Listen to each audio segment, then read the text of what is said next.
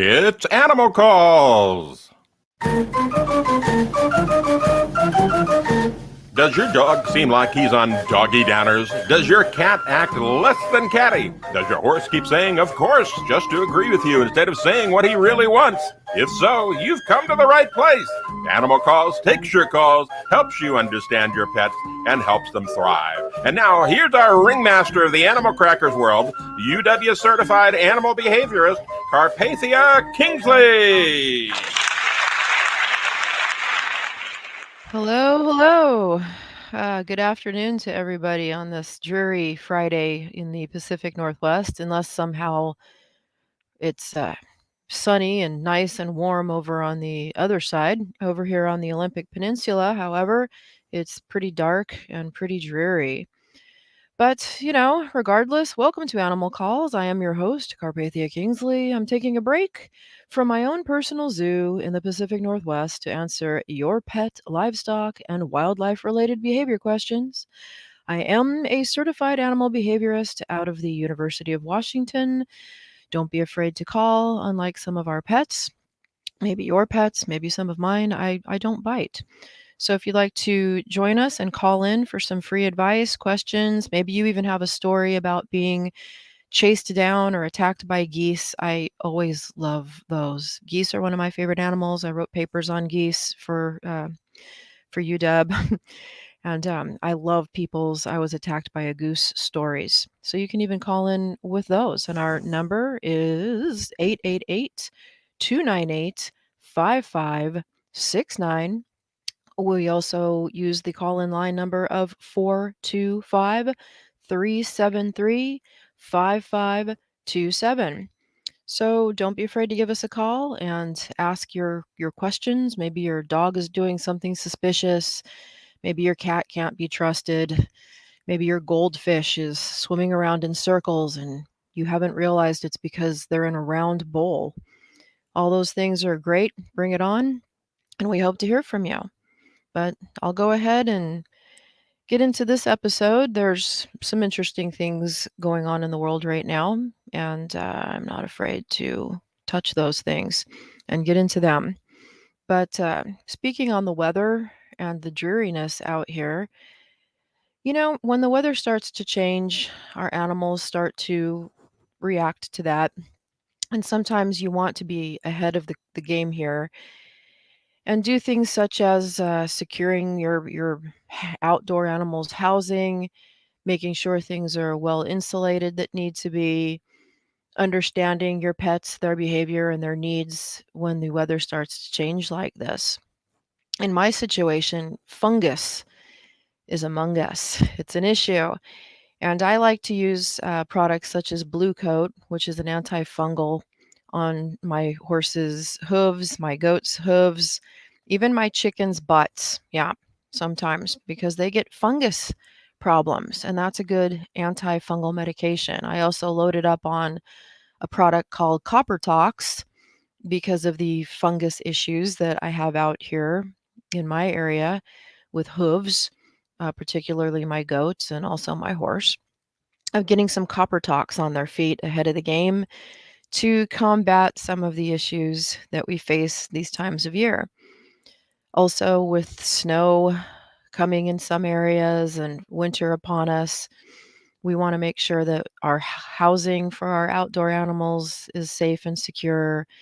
We want to make sure that the roofs are holding up and can sustain snow if necessary, and that they aren't leaking and bedding is dry, and going out and getting loaded up on things like straw, shavings, bedding, tarps, whatever it is that you need.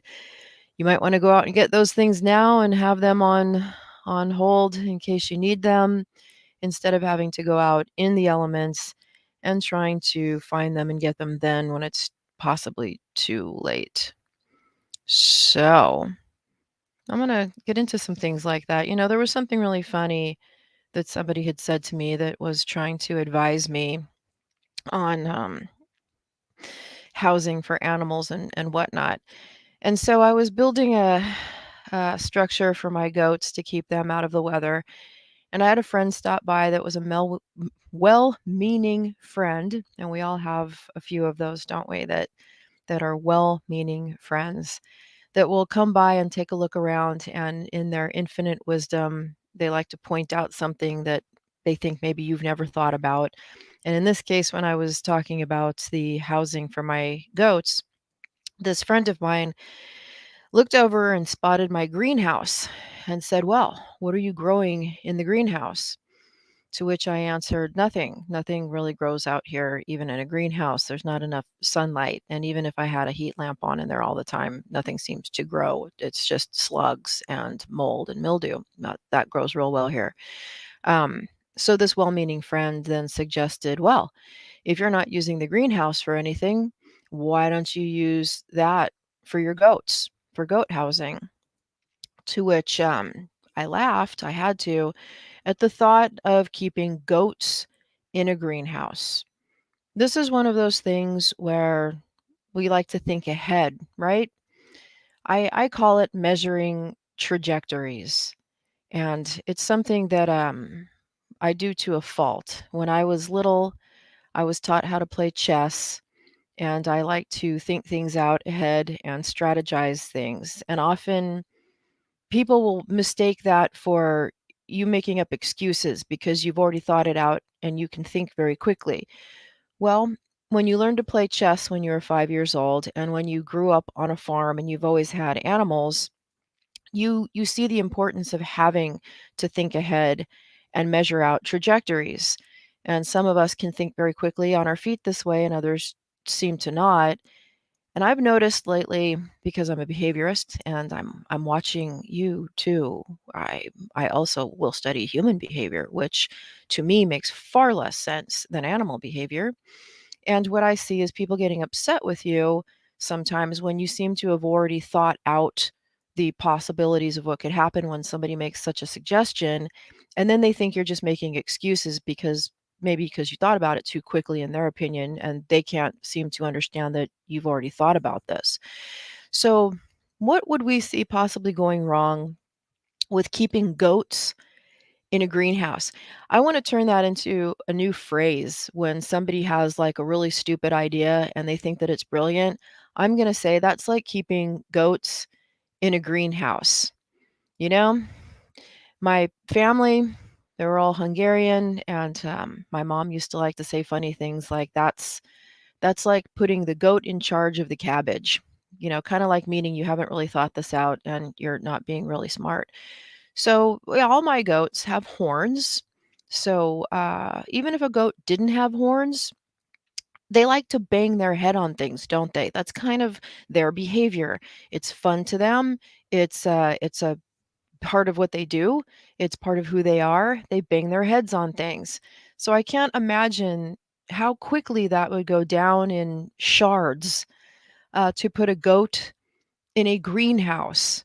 I just find that almost hilarious. I mean, unless you have really strong metal or wooden walls, and even at that, if there was plexiglass or glass suspended or, you know, being held up above that, they're still going to slam their heads into those walls and probably shake down that glass house in a hot second. So the idea of keeping goats in a greenhouse was hilarious to me, which I'm sure didn't play well to my friends. That, I don't know. I mean, it's not like I sit there and laugh at people in their face and tell them that their idea was stupid. I just kind of dismiss it like, well, you know, it's a goat. It's probably going to bang its head into that and bring the greenhouse down rather quickly. To which, you know, I think the a good response to that from the other party would be, "Oh, you know, you're probably right. I didn't think that through." But it's not like that a lot of times, is it? It's uh, it's often where people will get upset with you because you don't just quickly go along with their ideas. And it's one of the things that I see in the human realm of things that is just so frustrating. It's so much nicer dealing with animals and animal behavior than human behavior, where you have to watch everything that you say these days, everything that you think. You're walking on eggshells. We're walking through minefields. What are we going to say that's going to upset somebody? And how can we say this properly? I had a friend one time that got upset with me over God knows what, and stormed out of a room. And I tried to apologize to her by owning that somehow I had upset her. I wasn't really sure exactly what it was that came out of my mouth that was so upsetting. Um, I didn't do the passive aggressive thing of saying, I'm sorry you're upset. What I said exactly was, I'm very sorry that I upset you. And that wasn't right either, because she got mad at that and then told me that I had no right to assign her as being upset. So that was the wrong way to apologize, apparently. And then that's when I started to realize that this is not a game I want to play. This is a person that I already knew to be very high maintenance in my opinion, and I just couldn't say or do anything right. Anything that I said or did would be held against me, but I couldn't even apologize correctly for it. And that brings me back to animals being so much easier, so much easier. The communication that I have with my horse, my dogs, even my geese is it's very simple, and you're not being judged all the time when we have animals. You're not being held with your feet to the fire over every word that comes out of your mouth and everything that you do. They're far more forgiving.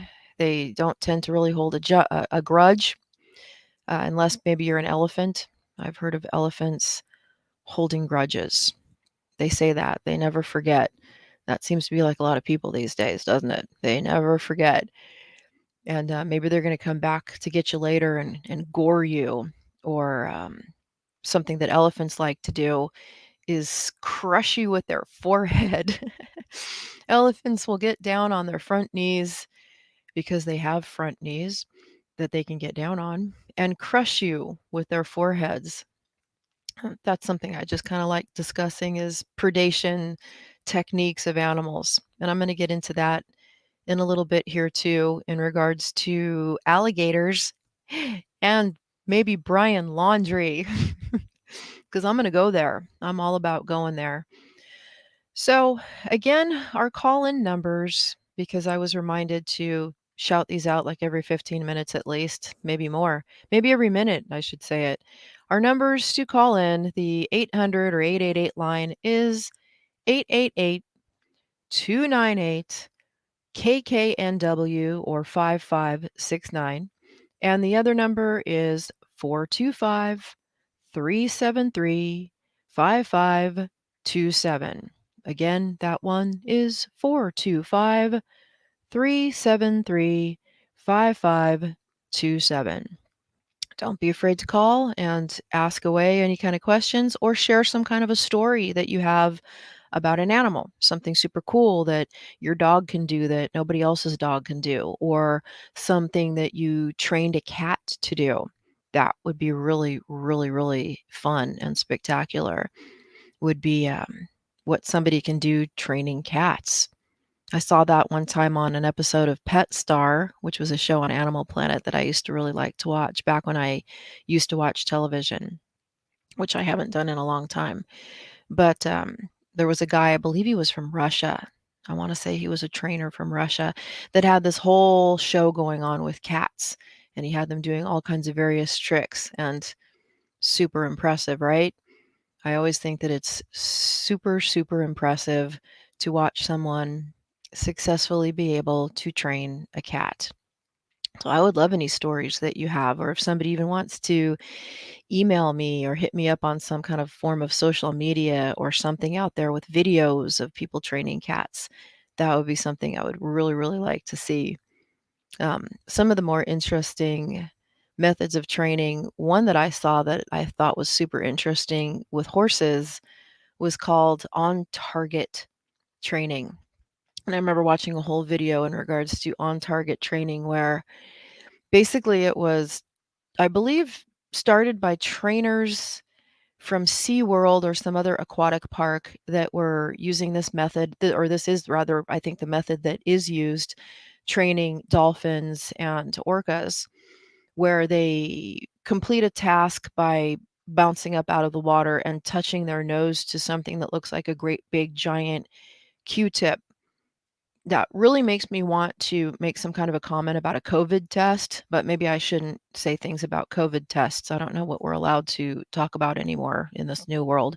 But the idea of bopping your nose into a giant Q-tip just brought that image to my mind of what people say about the COVID tests. But anyhow, they will end their task by raising their nose up and touching it to what looks like a giant Q-tip.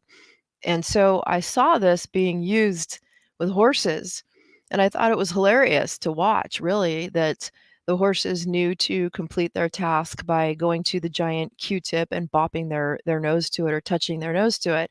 And they were teaching horses to run a full course over jumps and obstacles, and then jump into a horse trailer where the Q-tip was placed, and walking into the horse trailer and touching their nose to the end of this Q-tip to complete the task. And I just thought that was fantastic. I thought that was a really cool way of training and method of training. Plus, hey, if you're going to train any kind of an animal, correct me if you think I'm wrong here. I think that orcas and dolphins, wow, especially killer whales. To be a trainer for a killer whale, regardless of what you think of keeping them in captivity, that's not what I'm really discussing. I'm discussing the human interaction with these animals and the methods that they use to train them. You got to be pretty tough. You've got to be fearless, I think would be a good word for that. I do not see with everything that I do and how fearless I can be with horses and different species of animals. And I used to be called the Beast Master where I used to live because I had neighbors that were afraid of snakes and things like that, and they would call me up and beg me to come over and get a snake off their front porch. So I got the nickname of being the Beast Master in my neighborhood, where I would run over if something like that was going on and remove a snake or help them manage some other form of, wildlife trapped in a fence or something going on. And I always thought that was interesting to do. But you would never get me into a tank with an orca. I don't care under any circumstances. I think you're really, really brave. And that's coming from someone who's called brave around animals all the time. I wouldn't get into the ocean with whales, and I would not get into a containment tank with an orca under any circumstances. I don't care. You could offer me any amount of money. I don't even care. I wouldn't do it. They scare me. I'm gonna just say that. Yeah, I find them fascinating, and I think watching them being trained and watching the trainers who work with them, huge kudos to you for your bravery of doing that. I know that when I again talking about methods of predation, orcas will grab you by an appendage, arm, leg, whatever they can get, your head perhaps, and drag you under the water really, really, really fast and drown you. And, you know, not happening. Just I would be so terrified of something like that. And if you have any kind of a story like that, I would love to hear people call in and talk about stories like that. Um, I'm gonna get a little weird for 5 seconds here. I when I was 18, I was really super into wanting to get hypnotized and have past life regressions. Still think that that's kind of an interesting concept. And in one of those, I had a regressive memory of being attacked in water, falling off of a ship and being attacked underwater and grabbed by a leg or something and pulled under the water really rapidly. And I was complaining in this regression that I had like a stabbing pain in my ear that just felt like a hot poker going through my head of the super stabbing pain. And then I blacked out and couldn't, I died, I guess. And then someone I know that is a diver said that's exactly what would happen if you were rapidly pulled underwater. You would have that pain. You would feel exactly that kind of pain. So, take that for what it's worth. I just thought that was really, really interesting that that was on target of what would happen and how that would feel. So, you know, kudos again to you trainers out there that'll and divers. Hey, anybody who's willing to put on a wetsuit and mix it up with some animal that weighs tons and get in there and do that. Wow. I would love to hear from some trainers who've done that. I would love to even hear from some people who have been in tanks with dolphins. I know some people have had the opportunity to do that at some aquatic parks where you can swim with the dolphins. I think that would be like a really cool experience. Not sure I would even get into the water with dolphins. And again, I'm saying that as someone who's worked with animals my whole life, but I've never had a sea mammal experience. I do think it would be really cool. But man, I'm not really into jumping right in on that and doing something like that at any time in the near future at least. I'm going to give you the call numbers one more time. And again, if you're listening and you want to have like a dolphin experience or you've had one, I'd love to hear about that. If you know of an aquatic park that's open that's doing things like that, I think that would be super cool to know which ones offer those dolphin experiences. I think SeaWorld at some point was doing that, but I'm really out of the loop of things now and I don't even know if SeaWorld is still open. But give us a call at 425-373-5527 and give us your questions. Bring us your stories. Let's talk about dolphins. Yep, there's the call-in information on the screen if you're watching this as a podcasty type thing. I'm not very technologically savvy, so I'm going to call it a podcasty type thing, live on whatever. I'm not sure. Maybe somebody else can fill that information in at some point because I don't know. But anyway, so I was talking about predation and how things will attack and kill you, and like with orcas, how they will grab you and drag you under the water really quickly to drown you. Guess what alligators do? Oh yeah, we're live on YouTube, Facebook, and Twitter apparently. So I don't know, how would you access those? How would you find us live on YouTube, Facebook, and Twitter? Can I get that posted up there so I can see that? I'm just seeing that. Okay. If you go to 1150kknw.com, so that's 1150kknw.com, apparently you can watch us live on YouTube, Facebook, and Twitter. That's pretty cool. I didn't even know that, Where have I been? So, I hear my goats. Yeah, I'm always hearing noises in the background here because I am home at my farm and my goats I think are reminding me that something's going on. But anyway, things that animals will do when they take you out. Alligators. So alligators typically want to grab little animals that they can just eat up, and that's what they like to do, but they will take down larger prey. When they do go to take down larger prey, part of what they like to do, their predation instinct, is to snatch that thing up close to the water, coming out usually from the water, or snatching that thing, an arm, a leg, whatever they can get, and dragging it back into the water again so they can most likely facilitate the water to help drown the victim. So it gives them their little home court advantage, sort of like an orca would be using to pull you into the water, so they have the advantage and they can also have drowning assist in the kill. So I've been following the Gabby Petito Brian Laundrie story very closely. I like to watch a lot of YouTubers that talk about it and really get into that story. And I'm sure a lot of you already know that they say that they've identified Brian Laundrie's remains from dental records, from bones and skeletal remains that they found at the site where they found his bags and things and whatnot. And some people say things about perhaps he was, maybe he killed himself. We don't know. We don't know what happened. We just know his remains were found and they were identified via dental records. But a lot of people will speculate. And one of those speculations is, could he have been eaten up by an alligator?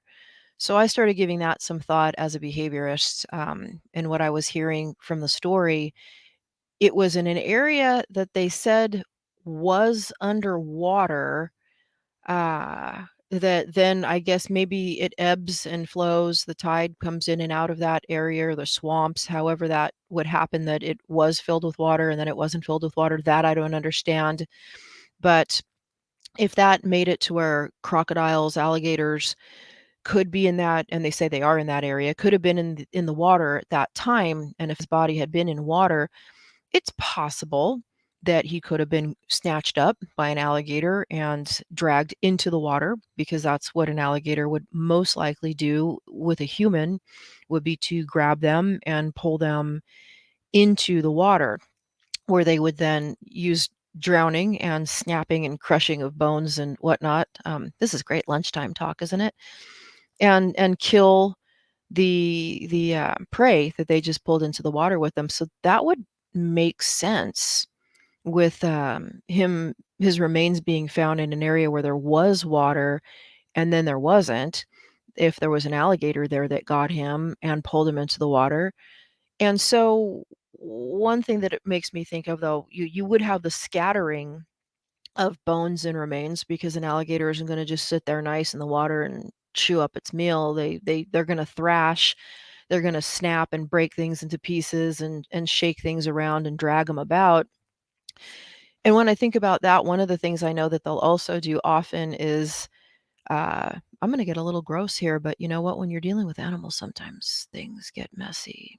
Um, Crushing his cranium would be something that would not be uncommon. In fact, that would be pretty common for a crocodile or an alligator to do, would be to latch down on the head and crush the cranium. So that makes me wonder if something like that had happened, how that might affect dental records. So keeping all these things in mind, another thing an alligator can do, they will eat a corpse too. So they're not something that doesn't scavenge. They will scavenge. So even if he died in some other method or means, such as killing himself, I know there's speculation about that as well. An alligator very well still could have found those remains and ripped them apart, done whatever, and eaten Brian Laundrie. So I like to think about that in those terms, that it was just skeletal remains. What does that mean? Are they scattered? Are the bones scattered? It would be interesting, even just, the animal behavior aspect of all that. I know there's also turtles and I think snapping turtles in ponds like that. And a lot of those will eat a person and also eat a corpse as well.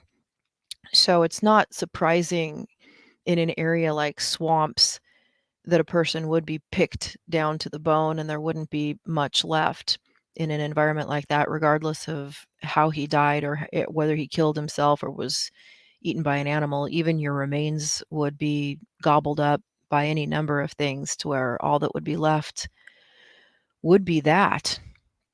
So, the whole Brian Laundrie thing, I didn't really think he was gonna be found dead, to be honest. I thought he was gonna just run and run and never get found, or be caught at some point in the future and taken to trial, but I'm surprised that it went down this way, to be honest.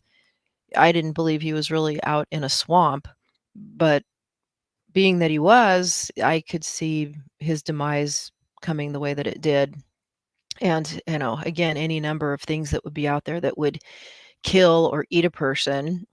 So I wouldn't mind hearing even what you think about that and how we feel about Brian Laundrie, and his family not saying anything. I find, and I think a lot of people find that suspicious as well. And again, that kind of comes back to human behavior. I would think if your son came home in his girlfriend's van without the girlfriend after being on a trip with her for such a time, your first question would be, where's the girlfriend? And whatever he had said, what could you say to that? Well, I killed her, or she ran away, or she's gone, or whatever you're going to say. We got in a fight and she took off.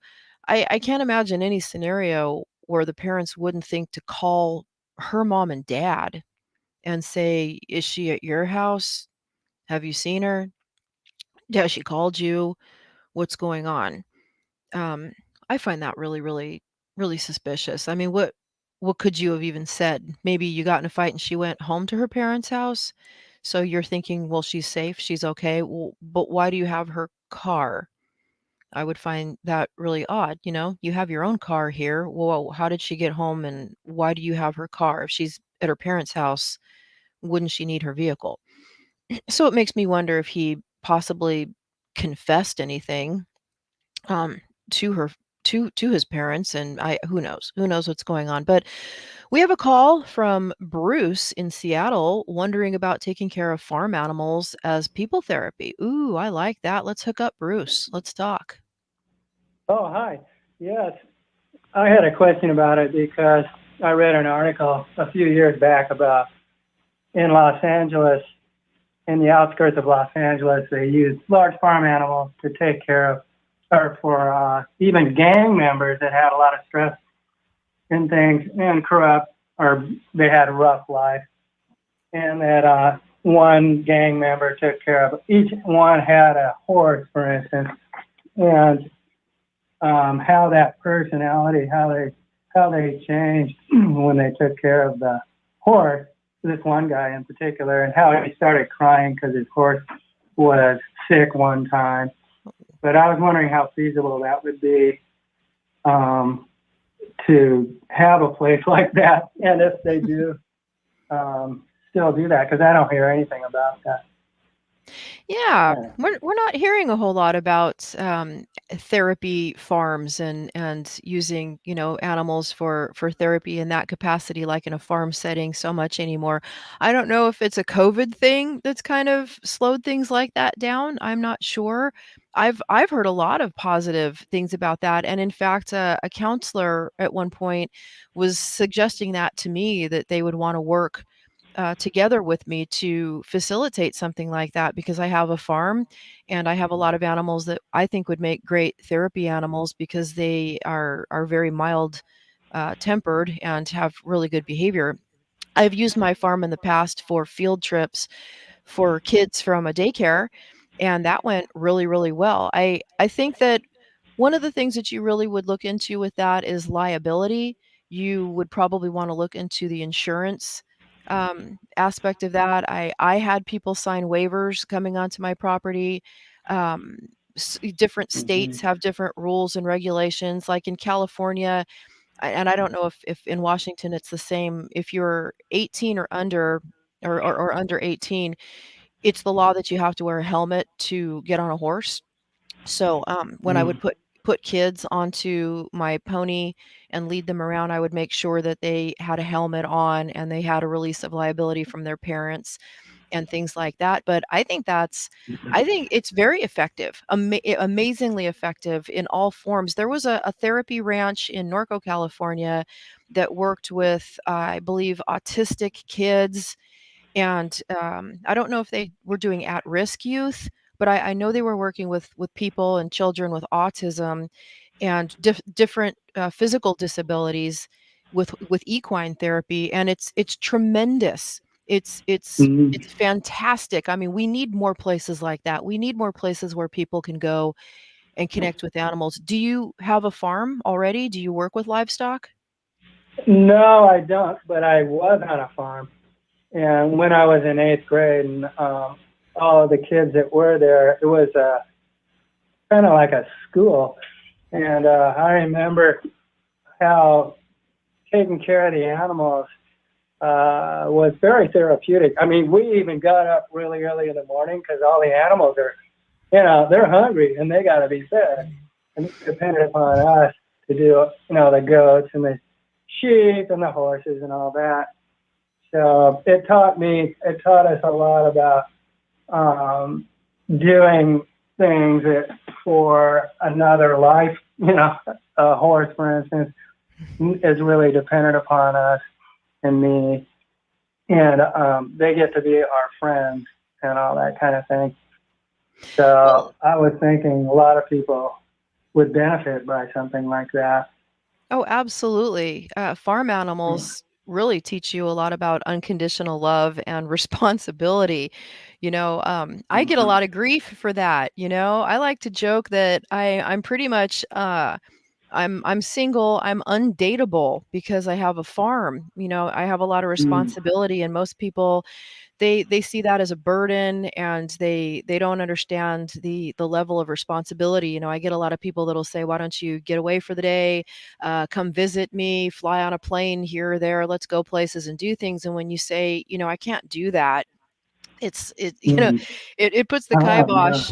Yeah, it really puts the kibosh on things. But there's not very many people who, I haven't found anybody who's okay with that. Nobody's okay with that. Everybody wants you to be able to like take off and leave all of your animals in the blink of an eye. And when you have a farm, you can't do that. So it teaches you a lot of responsibility. If anything, a person should be able to sit there and say, well, gosh, she must be a very responsible and compassionate and loving person, but she can't take off on a plane with me for the weekend, so I'm not gonna, have a relationship with her. So, there's Mm. that. There's that. It would be great if you had help. Would be great, to have caretakers that were experienced. I would be interested in working with Mm. somebody to put together something like that as a behaviorist and somebody who has experience working with livestock. And experience working with people. I would love to be party to something along those lines, because it does teach you so much, and Mhm. I always joke with people that I have 24 mouths to feed before I can have a cup of coffee in the morning.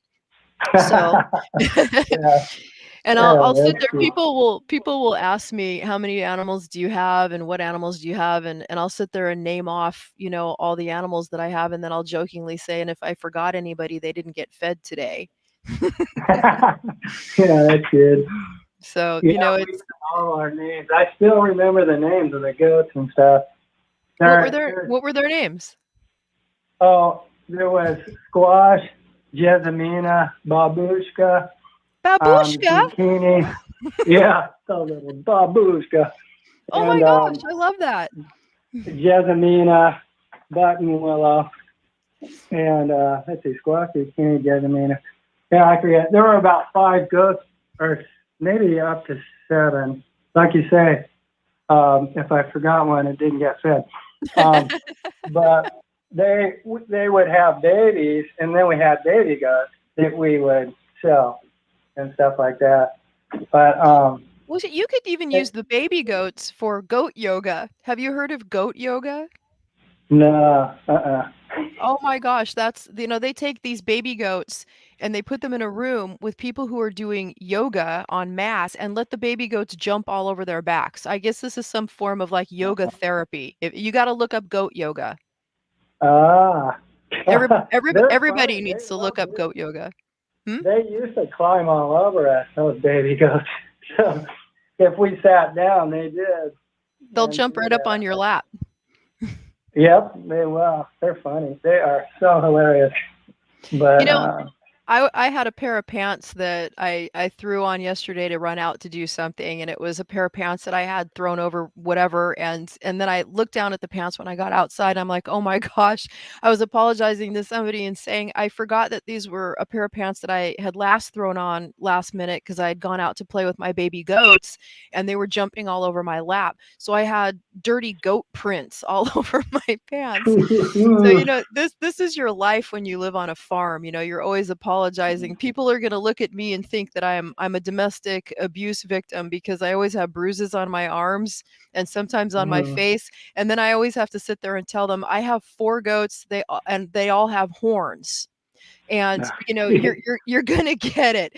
And they're not doing it on purpose. I mean, for instance, when I go into one of my goats pens with the girls, I've got mom and 2 little girls, and their names are Chloe is the mom and Daisy and Lilac are the 2 little girls. When I go in there and I have my bucket of grain that I'm pouring into their feed container, just them fighting with each other to get first hit at that, I'm getting hit in the arms as I'm pouring it. with everybody's horns. Like they're not trying to get me. They're hitting each other out of the way, and my arm's gonna get in the way. So people look at that and it's like, probably looks like somebody's beating on me all the time or something. I'm like, no, I just have goats. Ah, yeah, that sounds. Yeah, they are like that. Ours didn't have horns. A couple of them did, but not like what you're talking about. But I think you could probably get people coming to your farm. That's for sure. Yeah, well, ideally, if you have goats at a petting zoo, you ideally want ones that have been disbudded, or which means dehorned, ones that have had their horns removed when they were babies before the horns grow. You do something that's called disbudding, which is a form of cauterization, or it is cauterization. That's how you disbud or dehorn a goat. You don't take the horns off after the fact. You stunt them so they never grow. And my guys, because I would have disbudded my little girls, but mom and dad have horns. So if your herd has horns, your herd has horns, or they do or they don't, because you don't want the disadvantage of mom being able to really beat up on the babies and hit their heads, and the babies not being able to defend themselves. So often it's either all one way or all the other. Ideally, in a petting zoo environment, you would want goats that have been disbudded. So that's something to think about. Is this something that you're thinking of maybe doing? Oh, I was just curious because I'm around teenagers and stuff, and I'm thinking, they could really benefit from a farm. Because when I was a teenager, that's what I did. My parents kind of forced us into it, but once we got going, it was fun. And I was wondering if there is an outlet, something open for people to go to. I know that there's a petting, it's a type of petting zoo. Oh my gosh, I'm going to try to think of this lady's name, and I hope I don't botch it. There is something like that in Washington. I want to say that they're south of Seattle somewhere. My mind wants to say Fall City or somewhere around there. And I believe it's called, I hope I don't get this wrong, Debbie Doolittle's. I think there's a place called Debbie Doolittle's, and she has exotics. I see it on Facebook a lot. Like I think she has wallabies, and that's what got my attention because I've always wanted a wallaby. And wow. you can legally have those as pets in Washington State, by the way. So I think that that's, great big plus to Washington State that you can have a pet wallaby. But she has that and a whole bunch of other exotic animals. I think she even has otters. And you can go there and pet the animals and whatnot. But more in the field of therapy, I think that's there needs to be more places like that. I'm going to look into that and see if I can even find some to reference today. Yeah, I'll even look I into think that. a lot of people would like it, especially a place where you can feed the animal and the animal depends upon you to feed it.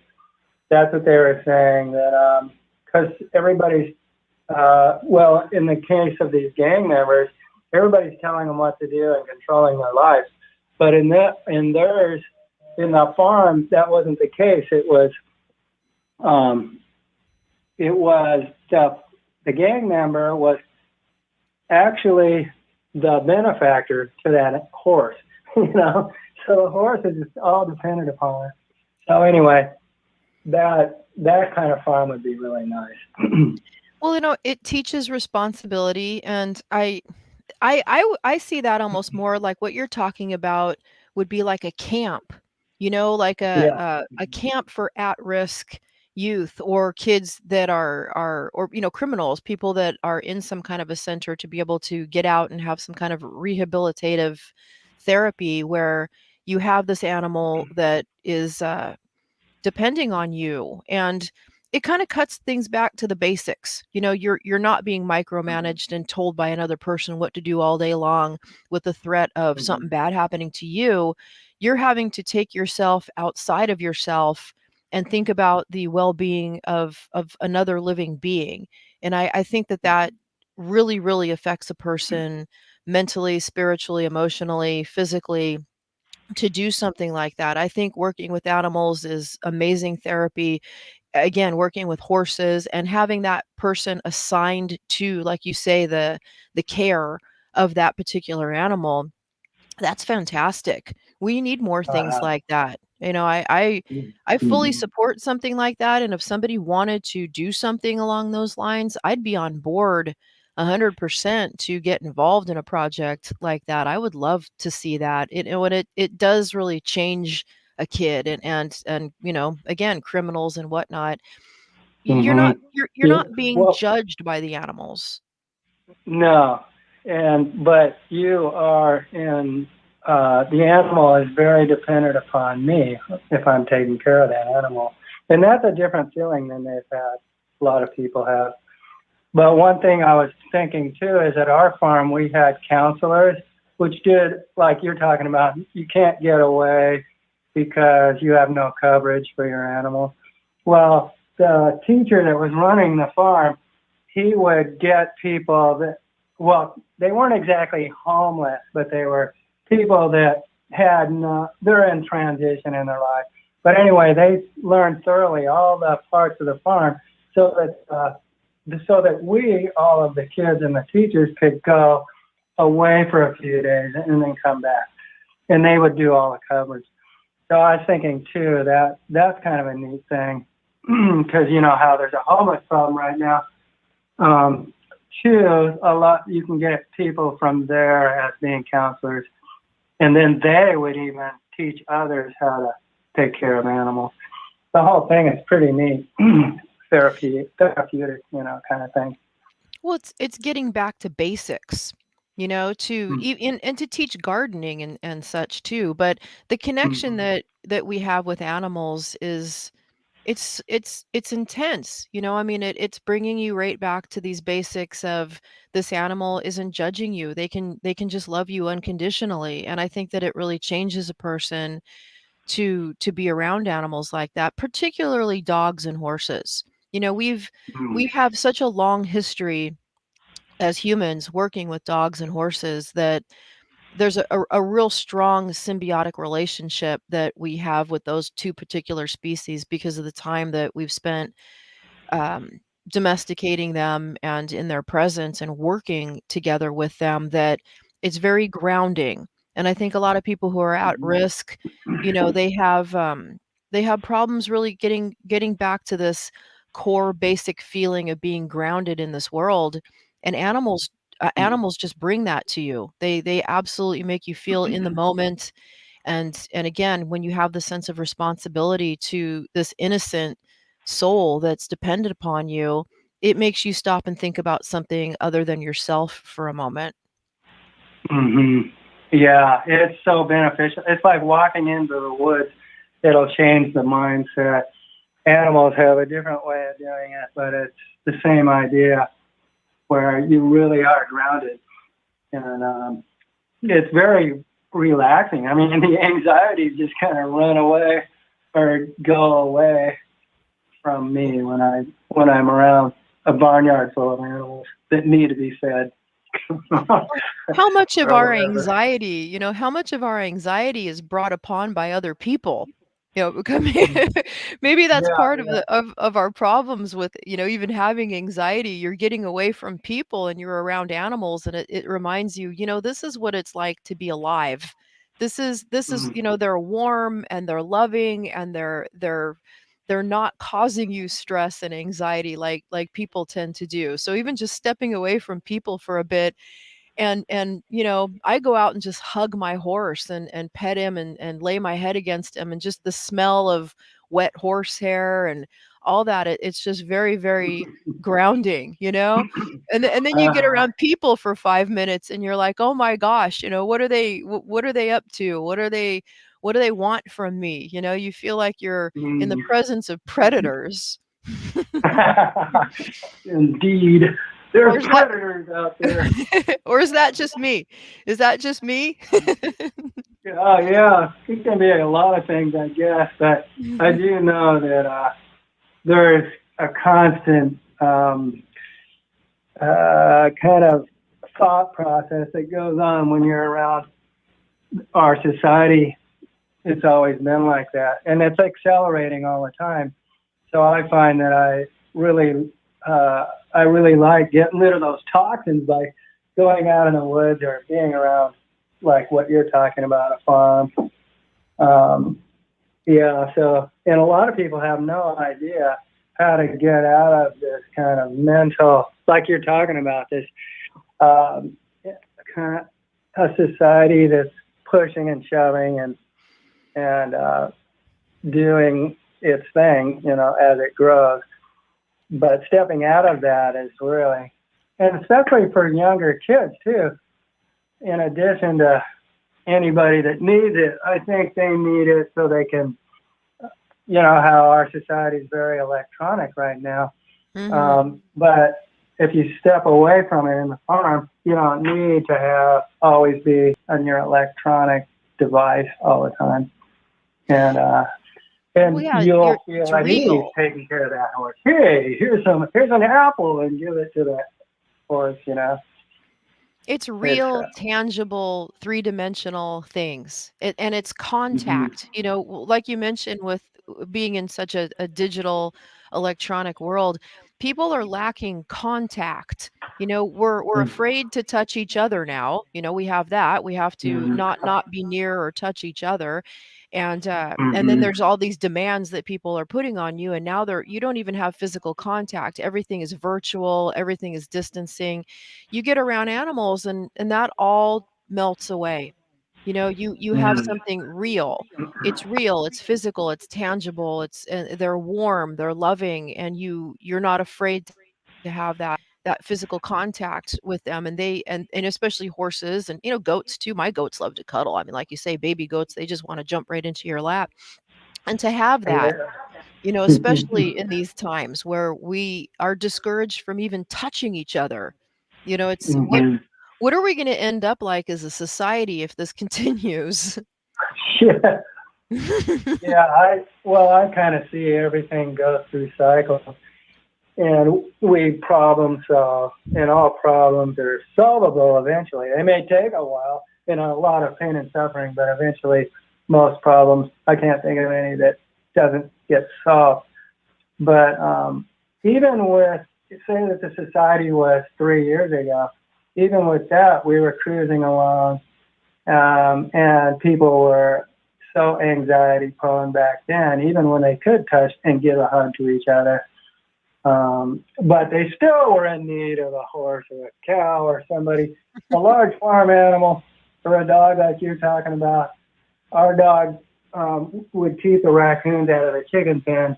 And in the Yeah. night, I could turn a flashlight out in the woods and I could see all these eyes that were all waiting to come in as soon as the dog went back in the house.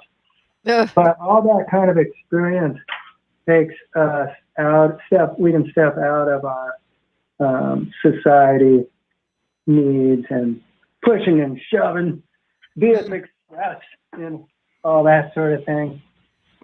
But yeah, Everything's that's my driven opinion. by greed, and that's something you don't see in the animals when you're around farm animals, whatnot, is how everybody seems to be motivated by something like greed or Mm, control. And you get away from that for a minute with the animals, and like you say, everything's real, everything's grounded, everything is three-dimensional, and you're not dealing with well, it's just there's like I say, I study animal behavior. I have a background in psychology as well, and man, do I prefer the way animals think and their thought processing, where it's just very, very direct. This is what mhm, they want, this is what they need, this is what they'll offer you. You're not having to think in circles like people make you do, where you're wondering, well, what's their motivation? What are they trying to pull? What are they trying to get? mhm, All that just melts away. All that just melts away. I much rather spend time with my animals than with people. And you know what I get a lot? I mhm. get a lot of people that tell me to get rid of my animals. Can you believe that? Oh, do you? Why All is the that? time. All the time. Well, because I can't just take off. I can't just take off and get away from my world, and I can't step out and fly away someplace on a plane and visit places. And if I'm in a situation that I want to get out of a situation, or I'm having a hard time dealing with something in particular, it's like, well, you're trapped. You're trapped where you are because of your animals. You should get rid of your animals. And I'm like, I'd rather get rid of the things that make me feel trapped. How about that instead of getting rid of the animals? How about getting rid of the people who tell you to get rid of the animals? I think that would be better. Well, they probably don't realize that it's almost like it's almost as if you're getting rid of meditation. A person that does meditation every day would not want to get rid of their meditation exercises, and a farm and all that can be like a therapy like that, or just a relaxation of the mind. So why would I want to get rid of it? Well, and they're like your family too. When you bond, you bond with all of your animals, and you have a farm and you live alone with all of your animals, they become, you're part of the herd. You're the leader of the herd. So, you're like the alpha, leader of the herd of everything. And then you've got people telling you, well, if you want to get out of there, you've got to get rid of them. And it's like, why would I want to do that? Again, I strongly suggest, instead of getting rid of pets, get rid of the people who tell you to get rid of your pets. Get them out of your life. They need to go. They need to. We've only got a minute left. It was great talking with you. I hope that you call back again, and I hope that we can talk with you some more about this. Yeah, and get your friends to start working on that farm, and then you'll have coverage. Absolutely. Absolutely. Well, thank you so much for your call, and thank you to all of our listeners that tuned in this week and heard us. Share this with your friends. Tell people to tune into this show every Friday at noon. We would love to keep talking with you and hearing from you and hearing your stories. So Karpathia out. Real quick, you know what? We're called Animal Calls for a reason. I'm going to do my dolphin. C'est la vie!